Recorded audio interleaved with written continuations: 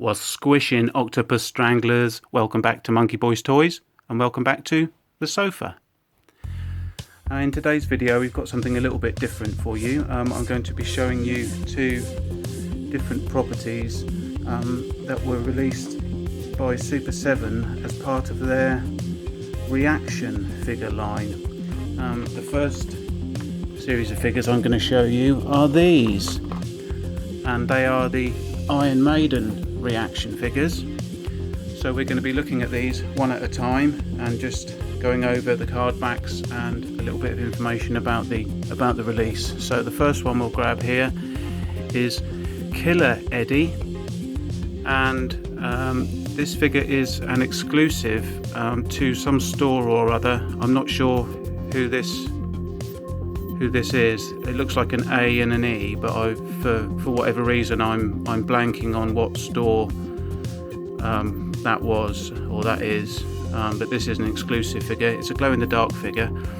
It's got a lovely card back here, a nice image of Eddie on the side.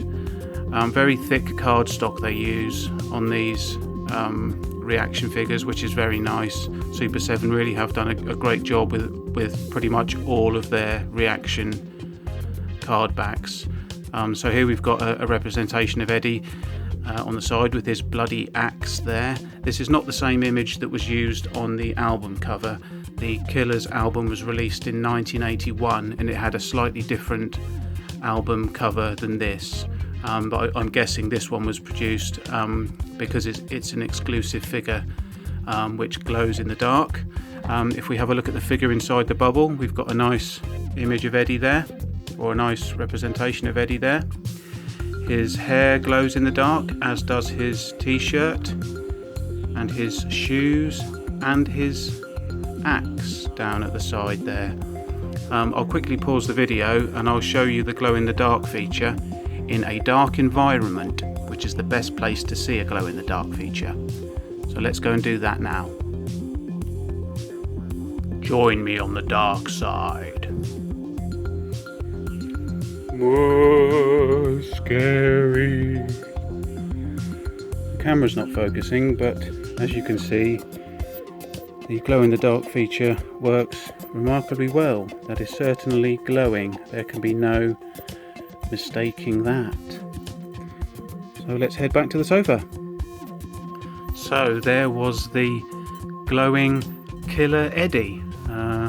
Camera's having a bit of trouble focusing on that now. Oh, well, it did it earlier on. Don't suppose I can do much about that. Focus, you bastard. Anyway, there's Killer Eddie. That's the first figure in the line that I've got to show you today. And the next figure here we've got is the Twilight Zone release, and it is Spectral Eddie. Again, it's not focusing. Let me see if I can force the focus of this somehow. Not really. Let me pause the video and swear and then see if that helps. There we go, that's helped a little bit. I called it a C word and it didn't like that much. So yes, here we are. Here's the Spectral Eddie action figure. It's a lovely card back again. It's not really coming across on the camera very well, but the image of Eddie on the side here is sort of a metallic foil material, so it looks very good, very shiny. And here inside the window we've got Eddie.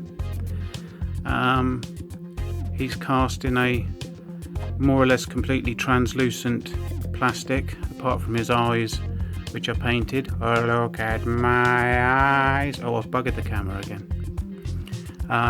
So yeah, this figure looks like it should glow in the dark, but it doesn't. But it's quite a nice figure nonetheless. The surface of the figure it looks like it's been sort of weathered a little, so it's not completely see-through, but it is all cast in the same translucent plastic. The Twilight Zone was the fourth single that was released by Iron Maiden. It was released in March of '81, and The Twilight Zone was one of the tracks on the Killers album of the same year. So it's nice that we've got an image of Spectral Eddie there. That's quite nice. Not really much more to be said about that. So we'll pop him back and we'll have a look at the next one in the line, which is Risen Eddie from the Live After Death album. The Live After Death album was released in 1985, and this is an image from the cover of that album. Absolutely fantastic image, lovely representation of Eddie there with his manacles around his wrists and the electricity sort of charging through him there. I really loved this album. It was obviously a live album, and it was very good. I used to listen to this to absolute death, and I loved the artwork that was used on the album. Let's have a look at the figure. Here's the figure inside the bubble. His hair isn't as long as is on the image, which is a shame. He's got a bit of a shorter haircut there, but there he is with a lovely grimace. Look at my grimace, out of focus. And there he is with his tattered t-shirt and ripped trousers, or pants as they like to say in the States. He's got the little chains around his wrists there. Again, a lovely looking figure. Fantastic card back, looks really good on display. That blue really does pop. So yeah, there's Risen Eddie. Oh, we haven't had a look at the back of the card backs. They're all pretty much the same, apart from the Killers one, which has slightly more figures on the back. Let's have a look at that one first. We've got 11 images here of some of the other figures that are available in the line. Obviously the Killers one up here is the one I'm holding, and there is actually another Killers figure, so I believe there are 12 figures to collect in total, but here are some of the others. Aces High is one that I might get at some point in the future, because that looks pretty cool. Pilot Eddie. The Number of the Beast one in the middle here is the only figure that doesn't feature Eddie. That character is the Beast, and he features on the front of the Number of the Beast album, but aside from that figure, all of the others are representations in one way or another of Eddie. So that's the card back I should have shown you earlier on. Back to Risen Eddie. This is the card back for him, and as you can see, there are only seven images on the back, one of them being Live After Death, which is the one I'm holding. But yeah, so that's what the back looks like. Yeah, Live After Death, Risen Eddie. There he is. Let's move on to the next one, which is Cyborg Eddie from the Somewhere in Time album.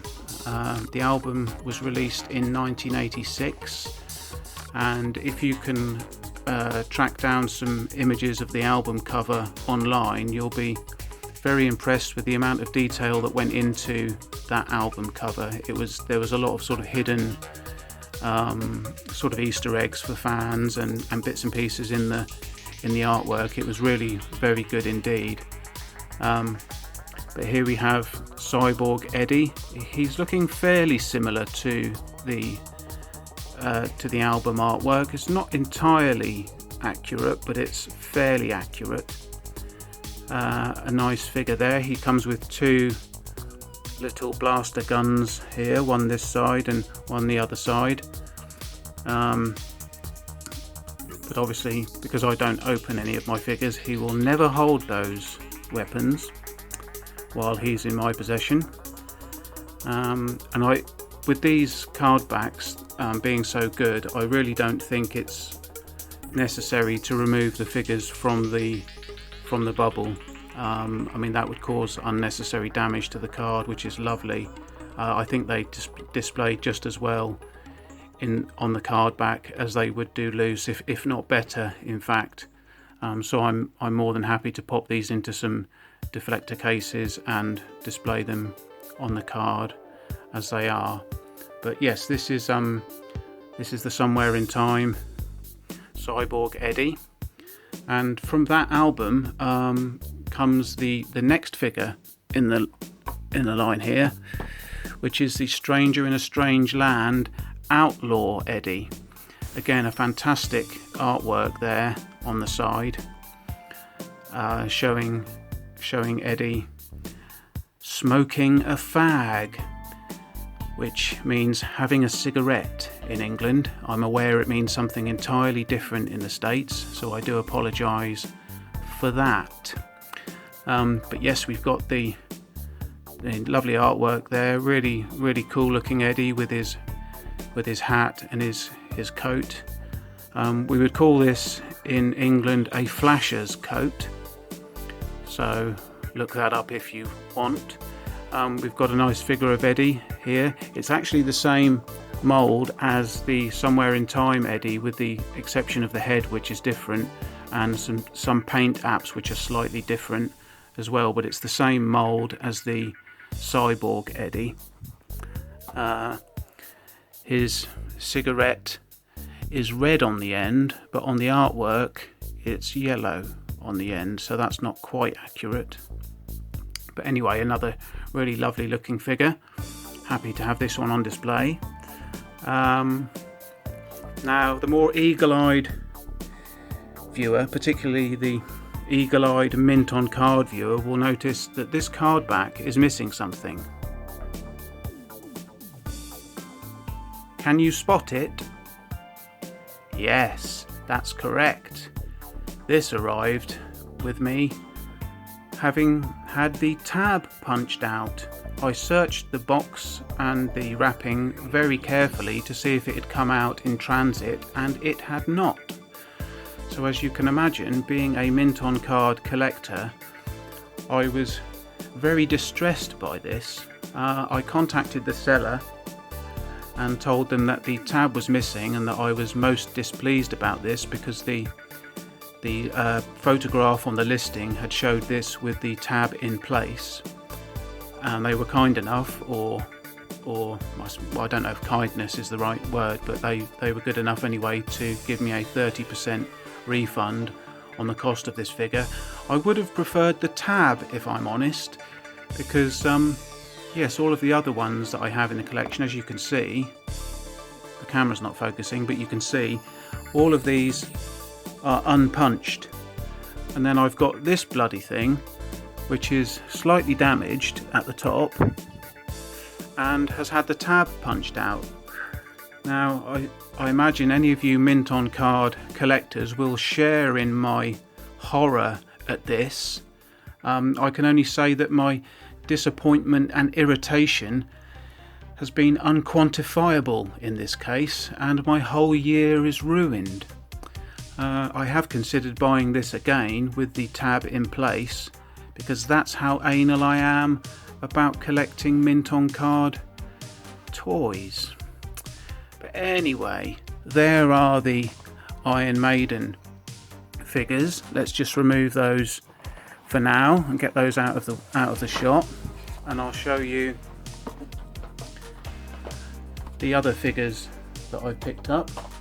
These are also Super7 ReAction figures, and they are the Teen Wolf figures. There are only two figures made for this property, but they are from Teen Wolf, which was released in 1985.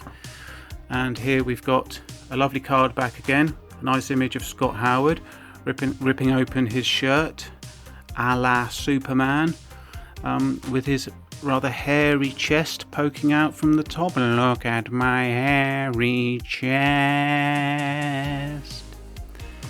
So there's Scott Howard, and in the bubble we've got Scott in his werewolf form, wearing the I guess now famous Letterman jacket from the movie, and his sunglasses, and also his rather snazzy headphones.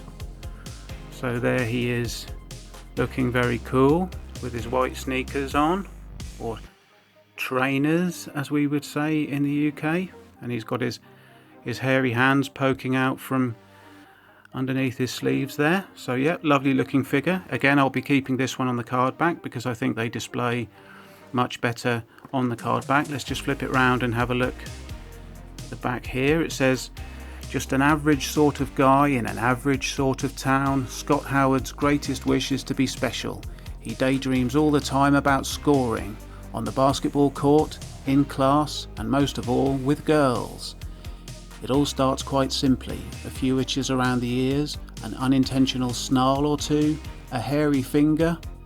Then suddenly he's the coolest, most unbeatable basketball player around, and the girls love him. I'm sure you could have read that for yourself, but there we are, I've just read it for you.